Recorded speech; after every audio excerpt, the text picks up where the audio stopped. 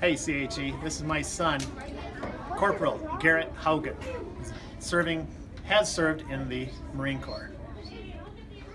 Marines, sailors, soldiers, and airmen. These are the four basic service members. Every one of these branches, all four of them, have special ops. They have the above and beyond trained service members. When I said that Marines are the best, that is out of these four basically trained service members. So the Marines have the Marine Raiders. They used to be MARSOC. They changed that name back to the roots in World War II to Marine Raiders. The sailors, the Navy, have SEALs. The soldiers have Rangers.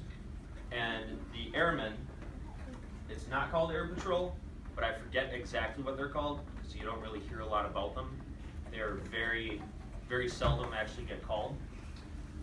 Raiders are intense. They are good. They are awesome. Being a Raider would be super awesome, but I don't think I could have done it. Then you have the SEALs and the Rangers. So the Rangers are about on the level as a basically trained Marine. That's why we always make fun of the Army, because their special operations guys are the equivalent of a Marine. The SEALs, they're the best of the best. If you get that trident up on your chest, you will forever be proud about it. It is a big deal. Certain places. Yes. And how did you earn the fourth one? So, good question. So, the Navy and Marine Corps Achievement Medal, that's this green guy right here. I earned it while I was up right on the slopes of Mount Fuji. So if you guys have ever heard, Mount Fuji is a really big deal out in Japan. The Japanese people actually believe that they draw strength from the mountain. It's a big deal. A lot of like samurais trained around that area way back when. So we were out there for a training mission, and I was in charge when I was actually a rank lower. So take off this top chevron, and I just had one with the cross rifles. I was a junior Marine still, and I was tasked with setting up a battalion COC, so Command Operations Control. So, kind of a basics of how the Marine Corps is set up. You have a regiment, then you have a battalion, then you have a company.